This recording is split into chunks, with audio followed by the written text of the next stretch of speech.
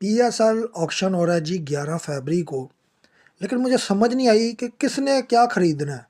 Overseas player direct खरीदने की इजाज़त है। उसके अलावा आप देखें कि जो 6 टीमें हैं उन्होंने अपने प्लेयर्स पहले ही तैयार किए हुए हैं। जो गिने चुने पाकिस्तान के इंटरनेशनल प्लेयर हैं वो 6 की 6 टीमों ने सेलेक्ट कर लिए हैं।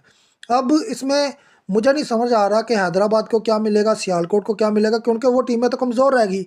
उनके पास तो ऐसे प्लेयर नहीं है जो कि बाकी 6 टीमों ने खरीद लिए हैं, जिनके कॉन्ट्रैक्ट रीन्यू किए जा रहे हैं उन फ्रेंचाइज की तरफ से। आप उनकी लिस्ट तो देखें कि पूरे के पूरे प्लेयर्स उनके पास हैं। ये सिस्टम होना चाहिए था कि जितनी 6 की 6 टीमें हैं, टीमें उन्हें ये कहा जाता कि आप सब प्लेयर्स को रिलीज़ करें। सब प्लेयर्स को रिलीज़ कराकर फिर ऑक्शन कराते, पीएसएल ऑक्शन होती तो फिर मज़ा आता।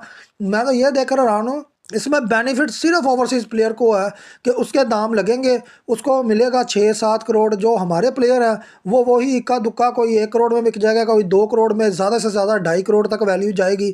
चलो पता तो चलता किसकी क्या वैल्यू थी। आप बाबर आजम को भी रिलीज़ कराते, रिजवान, शहीन, नसीम, या जितने भी प्लेयर थे, मैं कहता हूँ वसीम जूनियर है, शाहनवाज दानी है, एहसान उल्ला है, उनके लिए एक दरवाज़ा तो खोलते कि यार पता चलता किसकी क्या वैल्यू है, ताकि प्लेयर जो थे वो क्रॉस होते।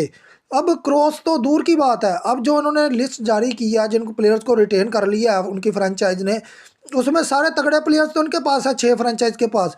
तो जो सियालकोट स्टालियंस है या अब हैदराबाद है, उनके पास क्या रह जाएगा। सबसे बड़ी बात यह है कि ये दो नई जो फ्रेंचाइज हैं ये क्या करेंगी, ये ओवरसीज़ प्लेयर की तरफ भागेंगी, क्योंकि इनके पास सिर्फ यही एक चारा रह गया अपनी टीम को जितवाने के लिए कि 4 ऐसे प्लेयर तगड़े खरीदे जाएं जिनकी वाकई डिमांड बहुत हाई हो और वाकई वो हमें सपोर्ट कर पाए।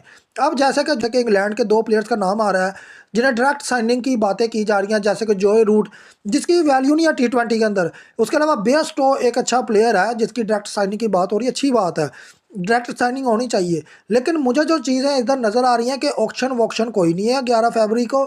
ये पहले से ही डीले तय होंगी कि ये भाई हमारा बंदा है, ये हमने सेलेक्ट करना है, या आप पिक नहीं करेंगे, आप उतनी बोली लगाएंगे, हम आगे से इतनी बोली लगाकर वो बंदा खींच लेंगे। अब जिस बंदे को डायरेक्ट साइन ही कर लिया उसकी तो कहानी ख़त्म है ना, वो तो फिर फ्रेंचाइज और उस बंदे के दरमियान के मामला हो गए। मैं ये कह रहा था कि अगर एक अच्छा ऑक्शन कराना था जिसमें लोगों का इंटरेस्ट पैदा होना था कि यार बाबर के कितने पैसे लगते हैं, यार दानी के कितने लगते हैं, एहसान उल्ला के कितने लगते हैं, वसीम जूनियर के कितने लगते हैं, तो ये पूरी एक लेयर उठती।